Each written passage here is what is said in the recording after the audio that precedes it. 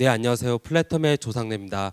저는 첫 번째로 지금 최근 중국이 변화하고 있는 특히 공유 경제에 관련된 부분, 그다음에 모바일 결제와 관련된 여러 가지 이야기를 현상적인 지금 카더라가 아니라 살아있는 좀 내용들을 좀 전달해 드리도록 하겠습니다.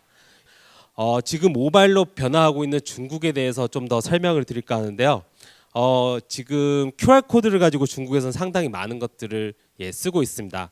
QR 코드 우리나라에서는 한때는 아이폰이 등장했을 때, 그다음에 안드로이드 스마트폰이 등장했을 때 아마 여러분들도 한 번쯤은 명함에 QR 코드를 박아 넣어서 쓰신 적이 있겠지만 지금은 어느새 다 사라지고 없는 QR 코드가 중국에서는 아주 잘 활용되고 있습니다. 무엇보다도 중국의 QR 코드가 많이 활성화됐던 이유는 QR 코드로 쉽게 친구 추가를 할 수 있는, 어찌 보면 카톡에 이 메시지가 주고받고 하는 게 아니라 페이스북 친구를 추가하고 내가 수락을 해야만이 대화를 할 수 있는 그런 형태로 가다 보니 QR 코드를 상당히 많이 쓰게 됐습니다. 그래서 이 QR 코드를 뭐 이제 시장에서도 쓸 수가 있고, 뭐 이런 이제 노점상에서도 쉽게 쓸 수 있도록 알리페이, 위챗페이를 쓸 수 있도록 이렇게 지금 중국에서 사용이 되고 있는데, 중국에서 알리페이와 위챗페이가 한국으로 들어온다고 하면 수수료 0%를 공약을 걸고 아마 한국을 진출할 수가 있겠죠. 그래서 한국에서 진출하면 그들이 뭘 가져가느냐? 아마 신용카드 회사가 가지고 가는 각종 결제단의 정보, 그다음에 데이터들을 잘 수집을 해서 그 패턴을 아마 나중에 빅데이터 형태로 해서 서비스를 하지 않을까라는 생각도 드는데요.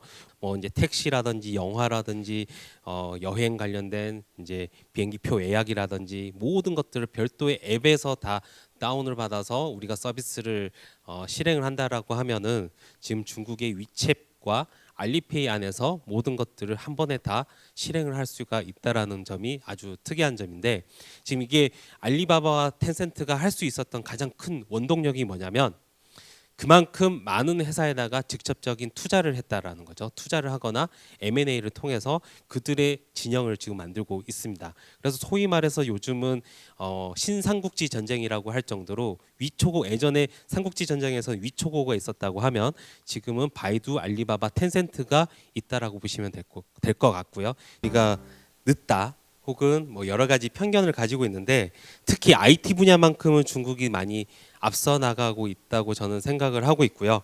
특히 이런 여러 가지의 지금 기술에 대한 혁신들이 생각을 했던 걸 바로 실천으로 옮기고 있는 그들의 변화.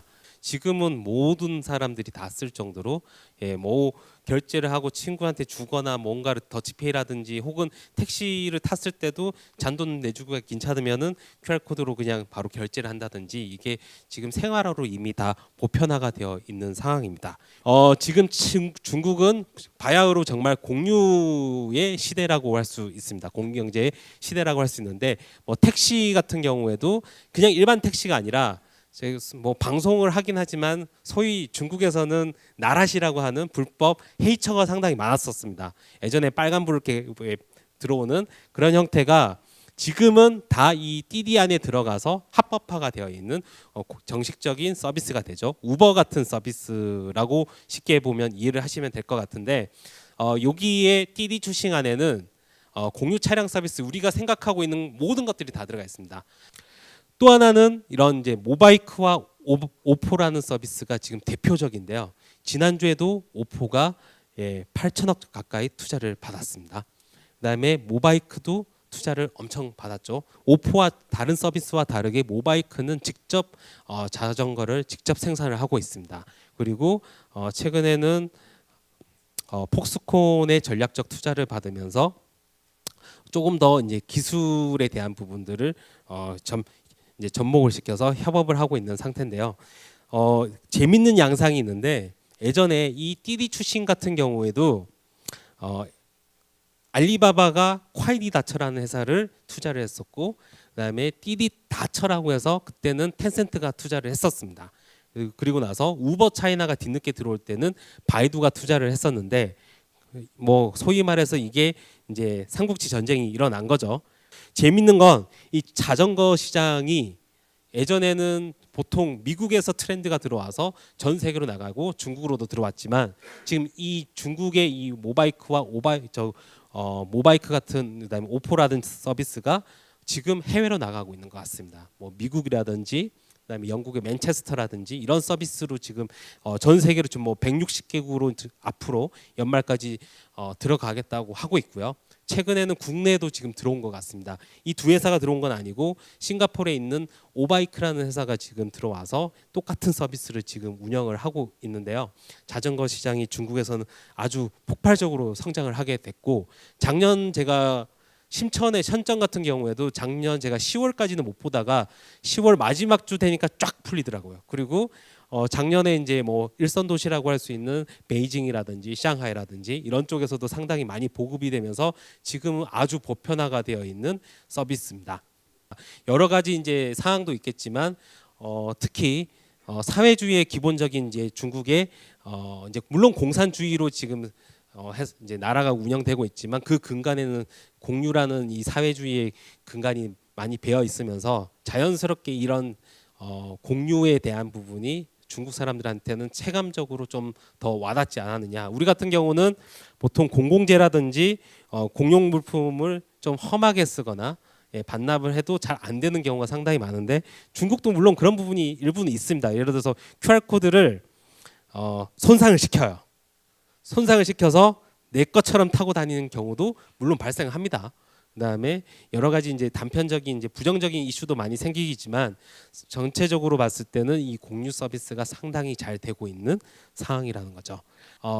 또 하나는 질마 신용이라는 질마 크레딧, 이게 상당히 중요한데요. 알리페이에서 각종 서비스를 이용하고 충전하고 그다음에 신용카드 대금 납부하고 휴대폰 번호 납부하고 등등, 그다음에 알리바바에 있는 티몰이라든지 타오바오라든지 이런 쇼핑몰에서도 구매를 하게 되면 그 신용도 등급이 점수가 쌓이게 됩니다.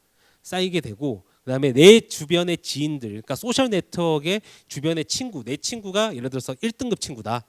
그다음에 내 주변에 한 친구가 한 500명의 친구가 이 알리페이와 친구가 연결되어 있는데 한 300명이 다 1등급이다라고 한다라고 하면은 내 지수가 낮더라도 주변의 지인들에 대한 소셜의 지수로 해서 가치 등급도 올라가는 그런 기준으로 잡고 있는데요.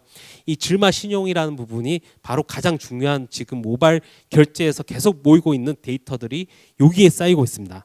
여기에 쌓이고 있는데 알리바바가 투자해 놓은 여러 가지 서비스들이 이쪽으로 지금 같이 몰리고 있는데 예를 들어서 이런 배터리 같은 경우에도 이렇게 적혀 있습니다. 야진, 그러니까 보증금을 내는데 100 위안을 필요하지만 질마 신용 평가 그 지수가 600점 이상이면 보증금이 면제가 되고 1시간은 무료, 시간당 1위안, 하루 종일 뭐 10위안 이런 식으로 지금 설명이 되어 있는데 자전거에 대한 각종 보증금이라든지 이런 공유 서비스를 쓰는데 보증금, 그다음에 호텔 예약할 때 보증금이라든지 이런 것들을 신용평가 점수가 어느 정도 기준이 된다라고 하면은 다 면제를 해주는 혜택을 주고 있습니다. 그래서 초기에는 위챗페이가 작년 3분기까지는 엄청나게 치고 올라왔지만 지금 알리페이가 이런 질마 크레딧이라는 여러 가지 혜택을 주고 있으면서 사람들이 다시 알리페이로 결제를 하고 있는 비중이 상당히 높아져 가고 있는 최근 트렌드라고 볼 수가 있는데요. 유니콘 이제 기업 가치가 1조 원이 넘는 회사들을 지금 모아서 저희가 정리한 자료인데 여기에 교집합은 띠디 추싱입니다. 띠디 추싱이 교집합이 되어 있고 요즘 보면은 예전에 위초고 시대에 보면은 이 중요 거점 지역을 보면 서로가 계속 위가 됐다가 촉이 됐다가 이렇게 땅을 빼앗고 했던 것처럼 이 지역을 빼앗았습니다만 지금 이제 여기를 보면 이제 맛집 평가부터 해서 이런 이제 배달 앱 같은 경우는 때로는 주주가 바뀌기도 합니다.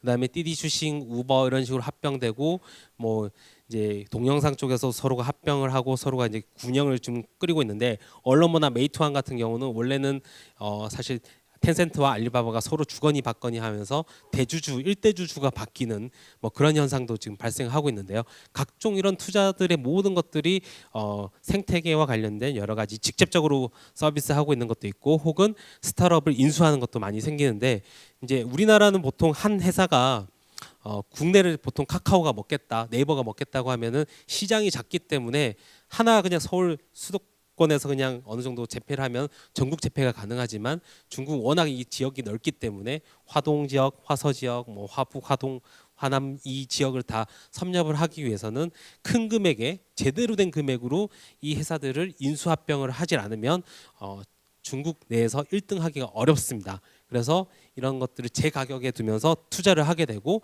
또 한편으로는 투자를 한 회사들 그다음에 엑시트를 하게 되는 또 대표들도 생길 텐데 이게 선순환 구조가 만들어지면서 빨리 혁신을 하고 그다음에 또 회수를 하고 또 다시 연쇄 창업을 하게 되고 경험이 계속 쌓이고 있는 그런 좀 빠른 중국의 지금 상황을 짧은 시간에 제가 설명을 드리는데 좀 늦게까지 이야기를 드렸는데요. 위챗으로 QR 코드를 찍어서 저를 추가하시면 제가 답변 드리거나 혹은 이메일로 주시면 제가 답변 드리도록 하겠습니다.